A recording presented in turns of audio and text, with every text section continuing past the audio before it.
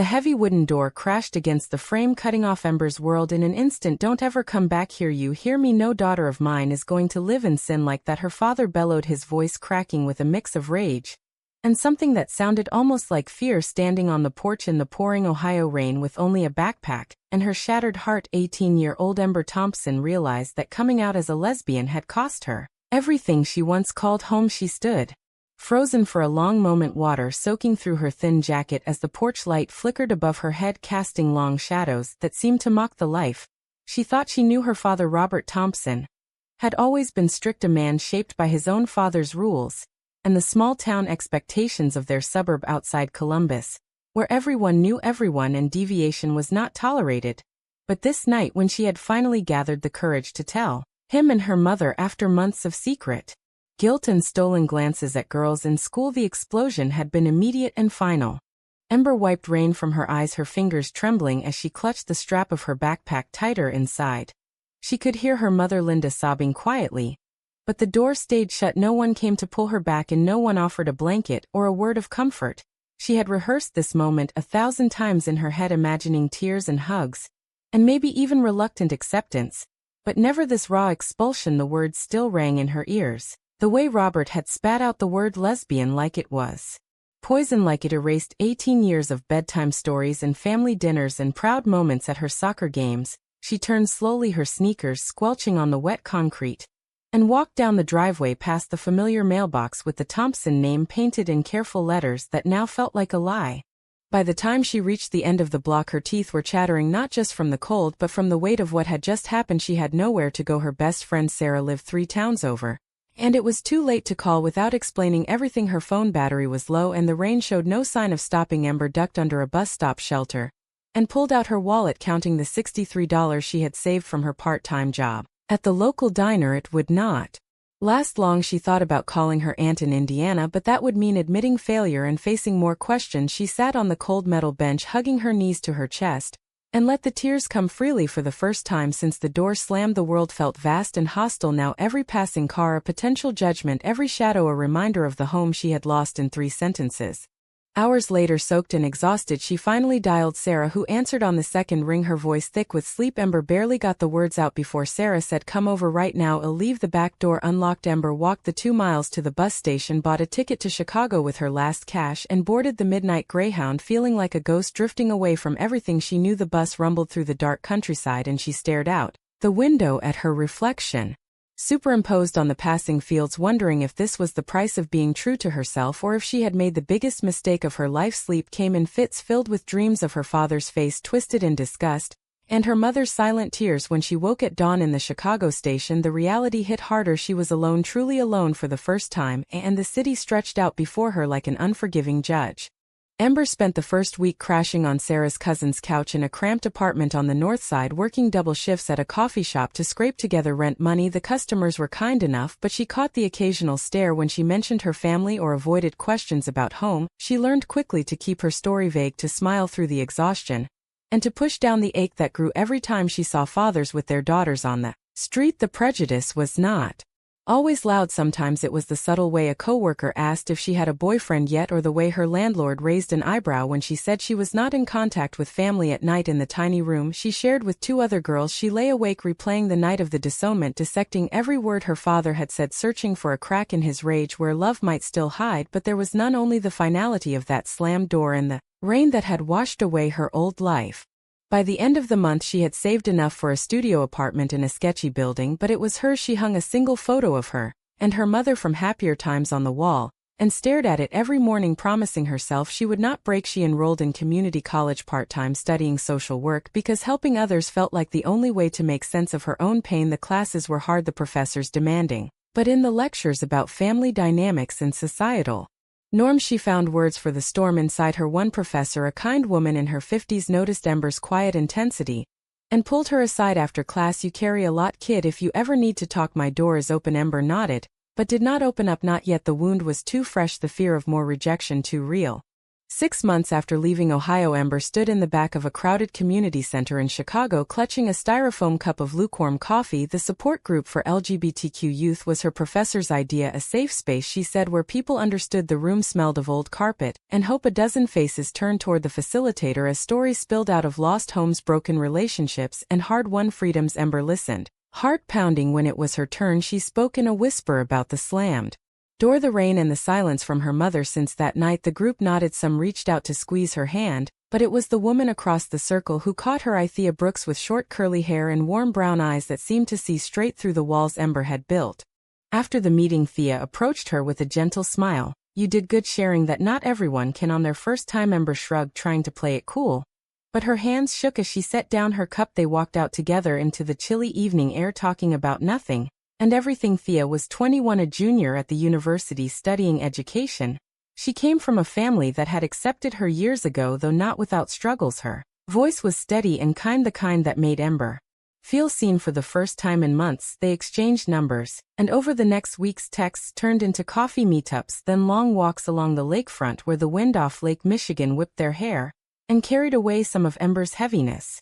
Ember fought the pull. At first her father's voice echoed in her head every time Thea laughed at her jokes or brushed her hand accidentally. The fear of repeating the pain of loss kept her guarded. She canceled plans twice, claiming work, but Thea persisted with patience that felt almost too good to be true. One evening after a movie, they sat on a bench in Grant Park, and Ember finally let the words tumble out, I don't know how to do this, without waiting for the door to slam again. Thea listened without interrupting, then said softly, you don't have to carry that alone anymore. I'm not going anywhere. The kiss that followed was tentative, soft, and full of the kind of hope Ember had forgotten existed. It was not fireworks, but a quiet promise, and for the first time since Ohio, Ember felt the knot in her chest loosen just a fraction.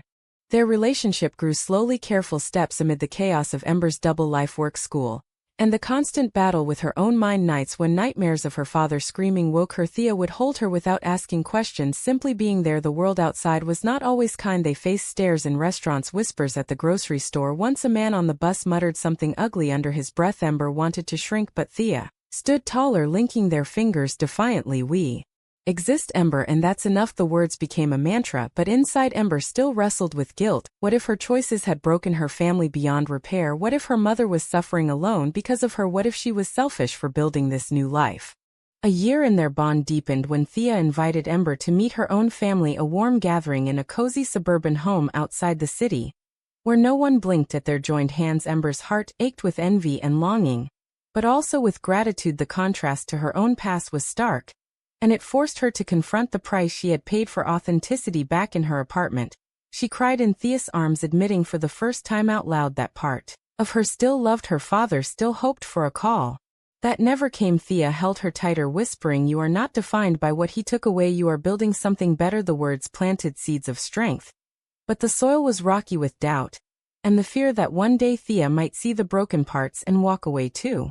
5 years passed in a blur of shared apartments, late-night study sessions, and quiet victories. Ember graduated with her social work degree, landing a job at a nonprofit helping at-risk youth. Thea finished her teaching credential and started at an elementary school in a diverse neighborhood. They moved into a small but bright apartment in Logan Square, filling it with books, plants, and photos of their travels to national parks where they hiked hand in hand away from the noise of the city. Their wedding was simple, a courthouse ceremony followed by a picnic in the park with Thea's family and a handful of close friends. Ember wore a white blouse and jeans, Thea a sundress, and when they exchanged rings, Ember felt a surge of joy that almost drowned out the shadow of her past.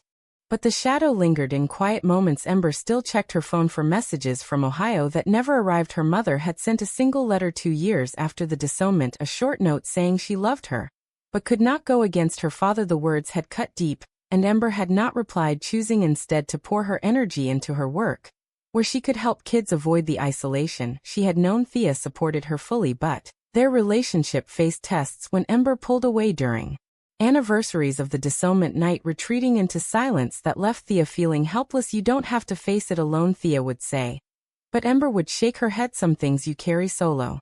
The first major crack came when Ember's aunt called out of the blue to say her mother had been diagnosed with cancer. Ember wanted to fly home immediately, but when she called the house, her father answered and hung up without a word. The rejection reopened every wound. Thea drove her to the airport anyway, But Ember turned back at security, unable to face the possibility of another slammed door. Her mother passed 3 months later, and the funeral notice arrived in the mail too late for Ember to attend.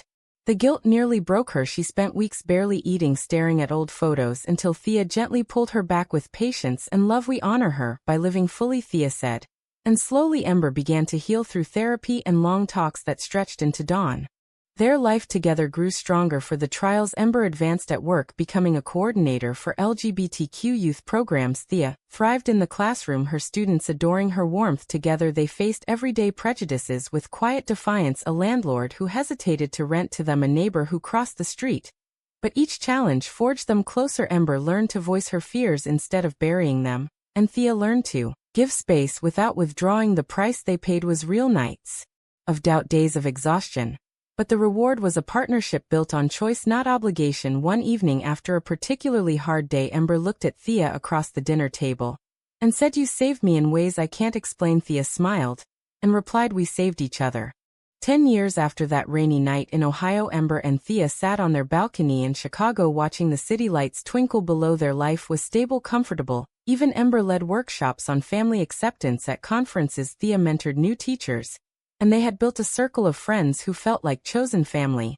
Yet the past refused to stay buried. A letter arrived from her father's lawyer informing Ember that Robert had suffered a massive heart attack and was in critical condition at a Columbus hospital. The note mentioned surgery was needed, but consent from next of kin was required since he had no other children. Ember read it twice, then folded it and set it aside without a word. Thea found it later that night and brought it to her gently. "What do you want to do?" Ember stared at the ceiling. "I want him to live, but I don't know if I can be the one to make it happen." The call came 2 days later from the hospital social worker explaining Robert was conscious, but his condition was deteriorating fast. An aortic dissection, they said, surgery within 48 hours, or the risk was fatal. Ember listened numbly, then handed the phone to Thea, who took notes calmly. When the call ended, Thea turned to her wife. "He asked for you specifically, but also mentioned me. The hospital has your old records and somehow they know we're married. He told them to contact me if you wouldn't respond." Ember felt the floor tilt. "He knows about us after all this time." The betrayal of that knowledge without reconciliation stung deep. They argued that night, voices raised for the first time in years, Ember insisting she owed him nothing, Thea pleading that turning away might haunt them forever. The moral weight pressed on both. The man who had caused such pain, now helpless; the woman who had rebuilt her life, now asked to reach back. Ember refused to go to Columbus but agreed to a phone call with the doctor. The conversation was short, clinical, the surgeon outlining the procedure and the need for family signature because of potential complications and Robert's fluctuating capacity. Ember hung up, shaking. What if signing means forgiving? What if it means he wins? Thea held her close. "It's not about winning, it's about what kind of person we choose to be." The days blurred into tense discussions with friends who offered conflicting advice, some urging mercy, others reminding Ember of the years of silence and the mother's lonely death. The pressure from distant relatives began. 2 emails and voicemails calling her selfish. "Blood is thicker than water." The words reopened old wounds, forcing Ember to confront the cost of her boundaries and the cost of breaking them. Thea bore her own burden. She had never met Robert, but through Ember's stories he had become a symbol of everything that had hurt the woman she loved. Now he was begging through intermediaries and the hospital for her involvement as the spouse who could potentially act in proxy if Ember stayed unreachable. The dilemma tore at her loyalty to Ember versus a basic human compassion. She researched the medical details late at night, weighing risks and ethics while Ember threw herself into work to avoid thinking. The tension in their home grew thick until one night Thea said quietly, "If you can't do it, let me talk to him just to understand." Ember nodded reluctantly, not knowing that conversation would change everything. The hospital room smelled of antiseptic and fear. Robert Thompson lay propped in the bed, monitors beeping steadily around him, his face gaunt and pale from the ordeal. Thea stood in the doorway, steeling herself before stepping inside. He looked up, recognition flickering in his eyes. "You're her wife?" Thea nodded, sitting in the chair beside the bed without invitation. Robert spoke first, his voice weak but urgent. "I know I don't deserve this. I said terrible things. I did terrible things, but the doctors say I won't make it without the surgery and they need family to sign off. Ember won't talk to me, so I'm asking you please, as the woman who loves my daughter, sign the papers." Thea felt the words hit like stones. She had prepared for anger or denial, but this raw vulnerability was disarming. He continued, tears in his eyes. "I was wrong about a lot back then. I thought I was protecting her from a hard life. I thought the world would chew her up, but I see now the world was kinder to her than I was. I lost her mother because of my stubbornness, and now I'm losing everything. Thea listened as he recounted the years of regret, secret attempts to find Ember. Through private investigators, the pain of watching her succeed from afar without being part of it. He admitted pressuring Linda not to contact her, and the guilt that followed her death. The revelations poured out mixed with justifications about his own upbringing in a strict household where love was conditional. The conversation stretched for hours, Thea asking questions, probing the sincerity behind the pleas she saw. The man, not just the monster Ember had described, but a flawed human facing mortality. The moral conflict raged inside her. Could she sign without betraying the woman who trusted her with her heart? Was helping him an act of grace, or a betrayal of the boundaries Ember had fought so hard to build? When Thea returned to Chicago, she told Ember everything: the apologies, the admissions, the desperate plea. Ember paced the living room, anger and sorrow colliding. How dare he put you in this position after everything? How dare he make you the bridge? Thea replied calmly, I didn't promise anything. But I think you need to hear him yourself. Maybe not forgive, but at least close the chapter. They argued through the night, Ember accusing Thea of softening too easily, Thea reminding her that carrying hatred was its own cage. Relatives called again, pressuring harder now with details of Robert's declining health. The societal weight pressed in. Two old friends from Ohio messaging that turning away would make her no better than him. The internal storm peaked when Ember received a photo from the hospital of her father hooked to machines, looking small and broken. For the first time, she allowed herself to feel the loss, not just the rage. The next morning they drove to Columbus together, the silence in the car heavy with unspoken fears. At the hospital the confrontation was raw. Ember standing at the foot of the bed staring at the man who had once been her hero. Robert reached out a trembling hand. I'm sorry, Ember, truly sorry. I was blind and cruel. The words hung in the air as years of pain surfaced in shouts and tears. Ember listing every night she had cried alone, every holiday missed, every moment of doubt. Thea stood by, offering silent support but refusing to intervene. The doctors waited outside, the consent forms ready, the clock ticking on the surgery window. The betrayal felt fresh, yet the possibility of redemption tugged at something deep in Ember. The choice was hers, but Thea's presence reminded her that love had taught her strength, not just survival. The pen hovered over the consent form in Thea's hand, the hospital corridor humming with distant voices. Ember stood beside her wife, staring at the paper that could save the man who had once destroyed her. The past 12 hours had been a whirlwind of confrontations, revelations, and raw emotion. Robert had laid bare his soul, admitting not only his prejudice, but the fear that had driven it, the same fear his own father had instilled in him. He spoke of watching Ember's career from afar through social media clips, feeling pride mixed with shame. He begged not for forgiveness, but for a chance to try to make amends in whatever time he had left. Ember had listened, her fists clenched, fighting the urge to walk out, yet something in his broken voice cracked the armor she had worn for so long. Thea had her own battle. She loved Ember fiercely, and the thought of easing the burden on the man who caused so much pain felt like a betrayal. Yet walking away meant choosing vengeance over mercy, a line she was not sure she could cross. In the quiet moments between visits, she and Ember had talked through the night, weighing the price of holding on to hate versus the freedom of letting go. Ember admitted the toll the years of anger had taken on her health, on their relationship, on her ability to fully embrace joy. Thea shared her fear that signing would reopen wounds, but also her belief that people could change when faced with death. The decision was not simple. It carried the weight of every tear, every lonely night, every societal judgment they had endured together. In the end, it was Ember who took the pen from Thea's hand and signed her own name beside her wife's. The act was not forgiveness, not yet, but a recognition that life was too fragile to let hatred win completely. Robert underwent the surgery hours later, emerging from it weak, but alive. In the recovery room, he looked at his daughter with eyes full of gratitude and regret. Ember stood at the door, not ready to hug, not ready for words, but present. That presence was the first step on a path neither had expected. Years later, as they sat together in the park, Ember and Thea reflected on the journey, the pain, the growth, the unexpected mercy. The father-daughter relationship mended slowly in small visits and careful conversations, never erasing the past, but building something new atop the ruins. Ember had paid the price of her truth with isolation and scars. Thea had paid with the burden of bridging two worlds, yet in each other's arms they found the happiness that proved love could outlast betrayal and prejudice. The world had not ended with that slammed door, it had only begun anew. As they watched the sun set over the lake, Ember turned to Thea and asked the question that lingered in both their hearts: when the man who once threw you into the storm begs for shelter through the woman who became your home, is it right to offer it? Or does true strength lie in closing the door forever?